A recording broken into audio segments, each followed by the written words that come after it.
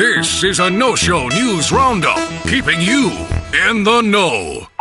A 61-year-old Texas man, admitted to a hospital not long ago, appeared to be falling down drunk, even though he denied having a single drink. Oh, I didn't do nothing with it. What was later discovered was he was unintentionally manufacturing beer in his stomach. With, quote, auto-brewery syndrome, stomach-based yeasts automatically ferment all starches, even vegetables and grains passing through, converting them to ethanol. Normally, natural stomach bacteria control the yeast, but if, for example, antibiotics had destroyed those bacteria, the yeasts could prevail. The case was reported in a recent International Journal of Clinical Medicine. That's one way to save on a bar tab and gives a whole new meaning to gastropub. Thanks to Chuck Shepard. Our freedom to doze off? Now in danger. The training technology company MindFlash recently revealed a feature for iPads that prevents students' inattentiveness during an online course. What? Facial recognition software notices a user looking away, or worse, falling asleep, and thus pauses the course at that point until the eager learner re-engages the screen. Whoa, dude. MindFlash assured reporters that its facial recognition software has some serious uses too, such as treatment of autism, thanks to Bloomberg Businessweek. Deborah Cipriani of North Ridgeville, Ohio, runs America's only rescue center for domestic skunks. Oh my. She lives with 50 skunks and says they're beautiful, wonderful creatures. She said a lot of people think we're weird to like pet skunks. They always say, "Why do you want a pet skunk?" And then I ask them, "Why do you want a pet dog?"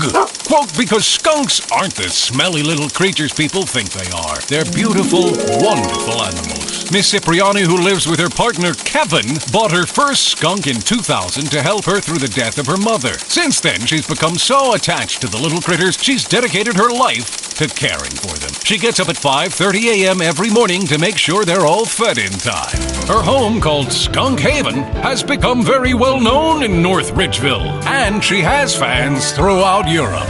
Miss Cipriani even set up her own event, Skunk Fest, which attracts fellow animal lovers from all over America every September. Thanks to Orange News. The next time you need to show an elephant where something is, just point. Chances are he'll understand.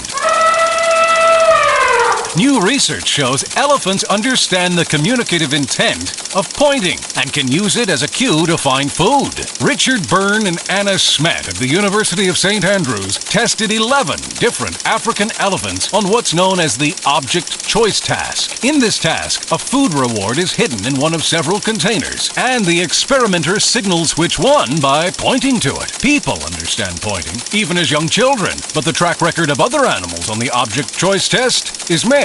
Domesticated animals such as dogs, cats, and horses tend to perform better than wild ones, but even our closest relative, the chimpanzee, doesn't typically pick up on pointing when it's used by its human caretakers. What's so remarkable about the elephant's success on the object choice task is they did it spontaneously. The elephants they tested are used to take tourists on elephant-back rides in southern Africa. They were trained to follow vocal commands only and never gestures, but the elephant's ability to understand human pointing did not vary with how long they'd lived with people, nor with whether they were captive-born or wild-born. Byrne says, "It seems they do it naturally." Byrne said that elephant eyesight is poor compared to our own. But why would elephants attend to and understand pointing? One thing elephants do share with humans is they live in a complex and extensive social network in which cooperation and communication with others play critical roles. Byrne and Schmidt speculate that pointing relates to something elephants do in their own society naturally. Elephants do make many prominent trunk gestures, and Byrne and Schmidt are currently trying to determine if those motions act as points in elephant society.